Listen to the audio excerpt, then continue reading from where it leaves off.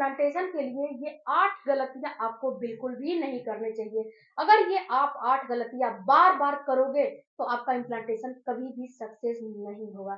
Friends, कौन-सी गलतियाँ हैं? वीडियो में हम आपको यही बताने वाले हैं कि आपको कौन-कौन सी गलतियाँ, कौन-कौन से मिस्टेक्स बिल्कुल भी नहीं करने चाहिए, जिससे कि आपको इम्प्लांटेशन फेलियर की समस्या हो।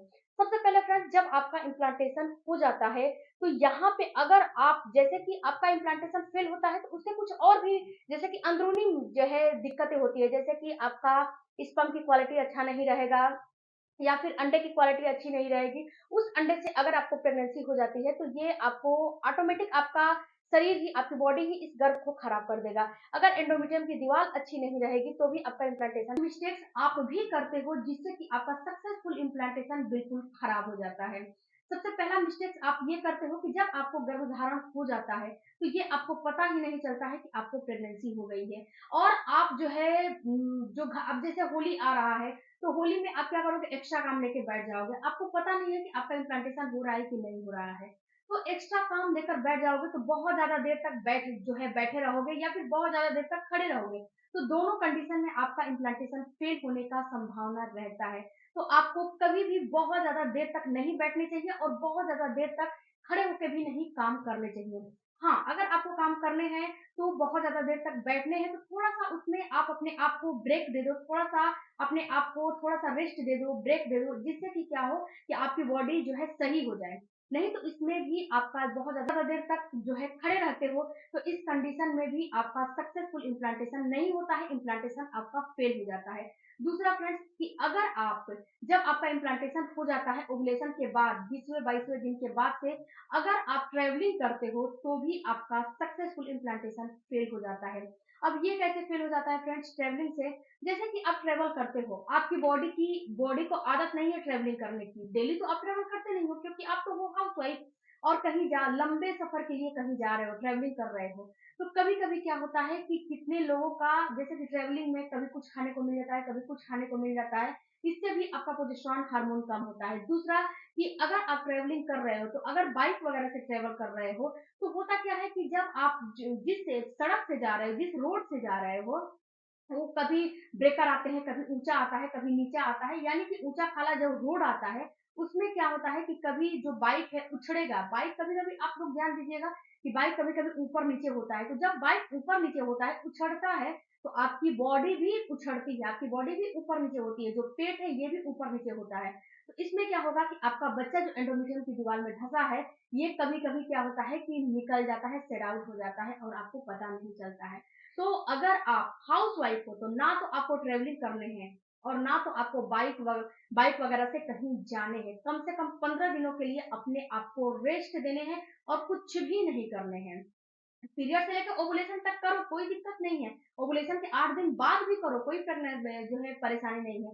बट आपको इम्प्लांटेशन के समय बिल्कुल भी नहीं करना चाहिए।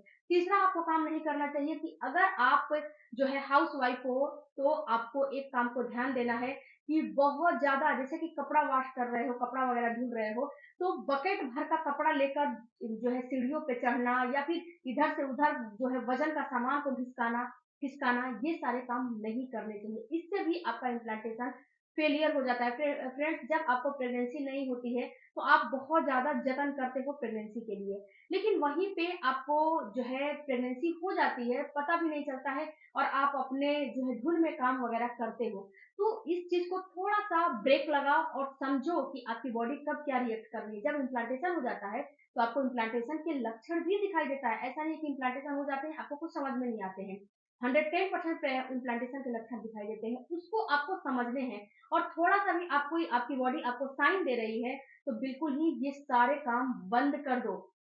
हाँ फ्रेंड्स, आपको जो है बहुत ज़्यादा जो मैंने बताया कि बकेट भर के कपड़े जो है हैवी काम व हैवी वर्कआउट आपको नहीं करने चाहिए। आप अगर एक्सरसाइज़ कर रहे हो, जिम वगैरह जॉइन किए हो, तो ये भी बिल्कुल छोड़ देने हैं। जिम तो बिल्कुल छोड़ देने हैं, जिम में बिल्कुल भी नहीं जाने हैं।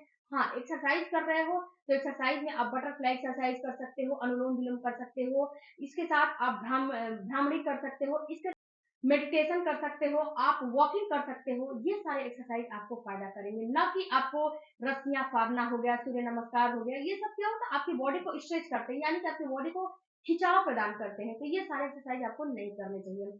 चौथा आपको काम नहीं करना चाहिए, आपको हेयर वॉश नहीं करने हैं। बहुत ही इंपॉर्टेंट बात है फ्रेंड्स कि आपको हेयर वॉश बिल्कुल भी नहीं करने हैं। पीरियड के 20वें 22वें दिन के बाद ये हेयर वॉश आपको बिल्कुल भी बंद कर देनी है। अगर आपके पीरियड की साइकिल 28 दिन और 30 दिन की है तो 20वें 22वें 23वें दिन के बाद हेयर वॉश बंद कर दो। उसके पहले आप हेयर वॉश करो, कोई प्रॉब्लम नहीं है, लेकिन आपको इस समय हेयर वॉश नहीं करने हैं। अब फ्रेंड्स आपके दिमाग में आ रहा होगा कि हेयर वॉश से और प्रेगनेंसी से क्या कनेक्शन है। तो इसका कनेक्शन बहुत ही गहरा है। देखो फ्रेंड्स, अगर आप हेयर वॉश करते हो इम्प्लांटेशन में, तो होता क्या है कि आपका जो यूट्रस है उसमें जब आप सर पे ठंडा पानी डालते हो, तो क्योंकि जब आपका इम्प्लांटेशन होते हैं, पीरियड आते हैं, तो आपकी बॉडी गर्म होती है, हीट होती है। तो इसमें क्या होते हैं कि जब आपकी बॉडी हीट रहती है, गर्म रहती है, आपने ये नोटिस किया होगा कि जब इम्प्लांटेशन होते हैं तो आपको फीवर भी आते हैं, आपकी बेसल बॉडी टेम्परेचर भी हल्की सी बढ़ जाती है, तो आपकी बॉडी गर्म है। और जब उसको ठंडा जो है प्रदान करोगे तो यूट्रस में कॉन्ट्रेक्शन होने लगते हैं। जब यूट्रस में कॉन्ट्रेक्शन होते हैं तो आपको ब्लीडिंग स्टार्ट हो जाती है, शुरू हो जाती है, आपको पता भी नहीं चलता है। अब बहुत सारे लोगों का ये भी है मानना कि हम क्या गर्म पानी से अपने हेयर को धुल सकते हैं। तो जी नहीं डियर, अगर आप गर्म पानी से हेयर को धुलोगे तो ये क्या होगा कि आपको अभी तो आप जो है थोड़ी देर के लिए आपका जो सर है वो गर्म रहेगा, लेकिन फिर तो बाद में ठंडा ही ना पड़ जाएगा, गर्म तो रहेगा नहीं। तीसरा सवाल फ्रेंड्स आपका कि आप जो है व्रत है या फिर कोई त्योहार आ रहा है तो उसमें हम हेयर वॉश नहीं करेंगे, कैसे काम चलेगा। तो देखो फ्रेंड्स, आप एक चीज को नोटिस करो, अगर आप ओवुलेशन के बाद हेयर वॉश कर लेते हो और आपको पता है कि हमारा ये व्रत है, तो उसमें आप कभी भी मस्टर्ड ऑयल का इस्तेमाल मत करो, यानी कि सरसों के तेल का इस्तेमाल मत करो।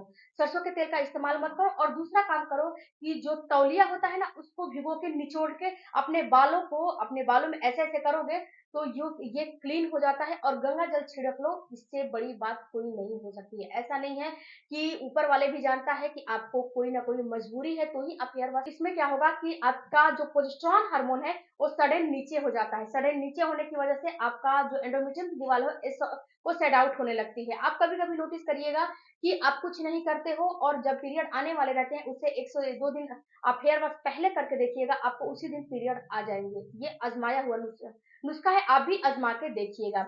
उसके बाद आपको छठा काम नहीं करना है, वो बिना स्लीपर के नहीं चलने चाहिए। हो सकता है आप रात को सोते समय या फिर दिन में जब काम वगैरह कर रहे हो तो फर्श पे बिना स्लीपर के, बिना मोजे के आपको नहीं चलना चाहिए, क्योंकि आपका तलवा भी बिल्कुल भी ठंडा नहीं होना चाहिए। तलवा ठंडा रहेगा तो ब्लड का सर्कुलेशन ठंडा जाएगा और इससे आपको जो है मिसकैरेज का चांस बढ़ जाता है। तो आपको ये भी काम नहीं करने चाहिए।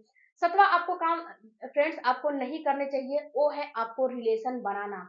कभी कभी क्या होता है कि आपको जब इम्प्लांटेशन हो जाता है और आप मिस्टेक से रिलेशन बना लेते हो, इससे भी आपका गर्भ खराब हो जाता है, क्योंकि आपके पार्टनर के स्पर्म में कुछ ऐसे एंजाइम होते हैं जो आपके यूट्रस में कॉन्ट्रेक्शन पैदा करने का काम करते हैं। और जब जो ही कॉन्ट्रेक्शन होगा आपको ब्लीडिंग हो जाएगी, आपको पता भी नहीं है। स्ट्रेस लेना बहुत बड़ी बात है फ्रेंड्स कि अगर आप स्ट्रेस लोगे तो इसमें क्या होगा, कॉर्टिसोल हार्मोन बढ़ जाएंगे और जो आपका पिट्यूटरी ग्लैंड है उसमें कॉर्टिसोल हार्मोन बढ़ जाएंगे और प्रोजेस्टेरोन हार्मोन कम हो जाएंगे। इससे भी आपको प्रेगनेंसी नहीं होगा और आपका मिसकैरेज हो जाएगा, गर्भ आपका बिल्कुल ही खराब हो जाएगा। तो कभी भी आपको स्ट्रेस नहीं लेना है।